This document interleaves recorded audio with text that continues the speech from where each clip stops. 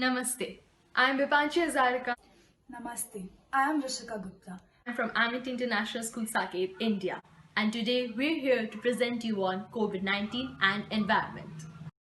We would like to thank our chairperson, Dr. Mrs. Amita Chauhan ma'am, and the Ritsumikan Super Global Forum for providing us with this opportunity.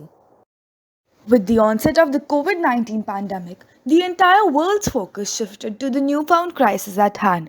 But it did not stop the oldest and most neglected crisis the human race has faced and created: climate change. At the regional and national levels, prioritization of human health over environmental health has led to the delay or reversal of policies aiming to reduce single use plastic. Due to the pandemic, the Earth Overshoot Day faced a rare reversal. It was pushed almost a month later, suggesting a 9.3% decline in human consumption of resources compared to 2019. But it is not something to be celebrated, just like the return of the beaches and the cleaner ocean water, because it rises out of disaster, not design planning, and so it is temporary.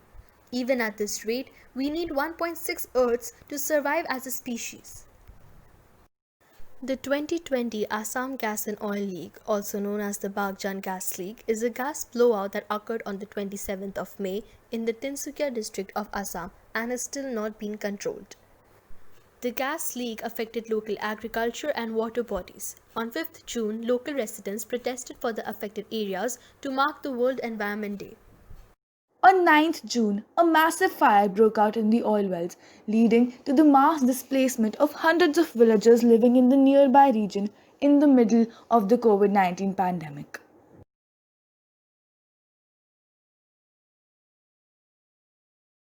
In May 2020, Cyclone Amphan caused widespread destruction and devastation in eastern India and in neighboring areas.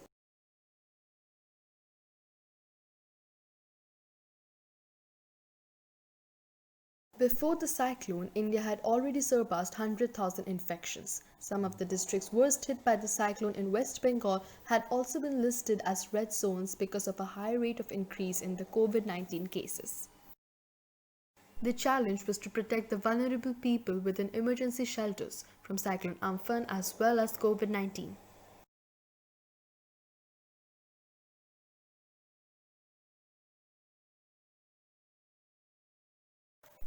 Australia has been ravaged by the worst wildfires seen in decades.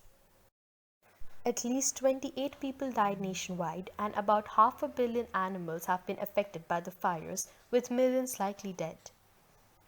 In the event of a global pandemic, gathering people into community centers marked the start of a new threat. Contracting extra waterbombing planes was more difficult this year. Almost a third of koalas may have been killed in the fires, and a third of their habitat has been destroyed. Improper disposal of just 1% of face masks translates to more than 10 million items weighing 30,000 to 40,000 kg. We need urgent and coordinated commitment to circular economy approaches, including recycling practices and strict policies against plastic pollution. At the local level, a school has conducted several cleanliness drives and plantation drives. We have a paper recycling room wherein waste is converted into beautiful art pieces. And our school has also implemented a single use plastic ban within its premises. Vasu Madan and Arnav Gupta of our school received national recognition for their contribution to the Swachh Bharat Abhiyan, or the National Cleanliness Campaign, through the Smart Bin project. At the national level, various movements have risen to protest against problematic environmental laws such as the draft EIA. People took to online platforms and distance strikes to make themselves heard. At the international level, platforms such as the United Nations Environmental Programme, global leaders, youth climate activists, movements, and organizations such as Fridays for Future and Extinction Rebellion rally for climate action and climate justice globally. Environmental justice is the need of the hour even during this pandemic. We need climate action, and we need it now.